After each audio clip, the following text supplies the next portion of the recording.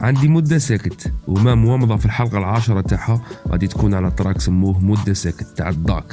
في لا فيرسيون فيديو ليريكس وين شفنا في واحد الباساج صغير ريفيرونس اوديو فيزوال دون فاسون جومال. اسمع وشوف. قاعد نخبي في البلاطة لازم نتشا كيما طاطا تصبر على هبالي كيما صبرت عليا لا ماما. هنايا بالذات في الكوتي اوديو نسمعوا داك يقول قاعد نخبي في البلاطة لازم نتشا كيما طاطا تصبر على هبالي كيما صبرت عليا لا ماما. في الكوتي فيزوال نشوفوا صورة تاع كوبل. هذه الصورة اللي هي لقطة من فيلم مدينة الرب بالعربية ولا اون فرونسي لا سيتي دو ديو اون انجلي سيتي اوف غاد وباللغة الأصلية تاع الفيلم اللي هي البرتغالية سيدادو دو ديو. هذا الفيلم البرازيلي اللي تانسبيرا منه بزاف داك. وفي نهاية الفيديو هذا نوري لكم وين.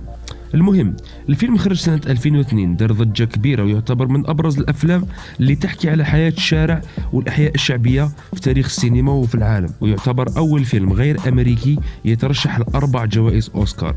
ويعتبر مصدر إلهام وإنسبيراسيون كبيرة في موسيقى الراب في العالم بأسره. بار إكزومبل الجروب بيانا اللي تانسبيراو بزاف من هذا الفيلم ومن لي بيرسوناج تاوعه دادينيو زيبيكينيو بيني. الفيلم مقتبس عن قصة حقيقية لمدينة الإله في مدينة ريو دي جانيرو المنطلق التاريخي الأحياء الفافيلاس. المهم اللقطة المستعملة هي قصة حب اللي كانت بين بيرينيس واحدة من البنات اللي يسكنوا في لاسيتي دو ديو وكابيليرا ولا شاغي اللي هو واحد من أفراد عصابة والشقيق الأكبر تاع بيني اللي هو رفيق درب دادينيو ولا زيبيكينيو. بيرينيس وكابيليرا ليستوار دامور تاعهم ما كانتش طويلة زمنيا بصح كانت قوية بزاف. وين نشوفوا باللي هو قرر يحبس الإجرام ويخرج من مدينة الإله على جالها. ونفس الشيء بالنسبة لها في لقطة الهروب من لاسيتي دو ديو ترفد حتى الكابوس والتيري على لابوليس على جاله. وهذا يصب في نفس المصب اللي حكى عليه داك في السطر رغم انه هو حكى على طاطا مرت بابلو اسكوبار اللي صبرت عليه وعلى هباله اللي نعرفوه كاع وقارنها بالوالده الكريمه تاعه. وهنا وين نلقوا بزاف لي ريفيرونس من هذا الفيلم في الموسيقى تاع داك. ايكوت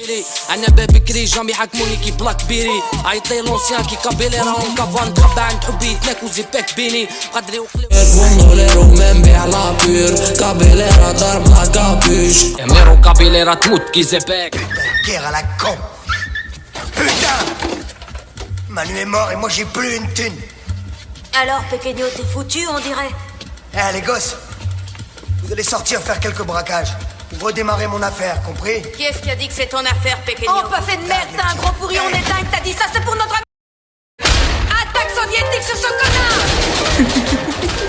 نعطيكم برك واحد المعلومة ممكن تشوكيكم على هذا اللقطة اللي استعملها داك في كليب بارد. 70% من الممثلين تاع الفيلم ما كانوش ممثلين محترفين بل هم من سكان الحي وداروا لهم كاستينغ وفورماسيون بروفيسيونيل في الاكتينغ. من بينهم بوسكابي شخصية المسوي الفوتوغرافي اللي يدير ستوري تيلينغ تاع هذا الفيلم. في هذه اللقطة اللي تعتبر التالية في الفيلم وين نشوفوا نهاية زيبيكينيو على يد عصابة مراهقين اللي كان هو يستعملهم في البراكاج. المهم هذوك المراهقين اللي مثلوا ديك اللقطة في الفيلم بعد الفيلم رجعوا صح عصابة تسمى كوموندو فيرميلو وهي أخطر وأكثر عصابة وحشية حاليا في ريو دي جانيرو. عامر راسك أيام بقى 20 مليون طرف وبومبا حرامي ضرب الطاكيني غير ربي سبحانه ليري بالطاسي لي النبي مسموع حتى في العاصمة ساتيو ماني في ليفربول جليحة كارتوس نعبي الباكي ما نحكيش ياسر تحتي دوز وكنا في لادريل قبل ما يديروا دريل ولكم الطريق اللي داروا بها طريق كابو دريل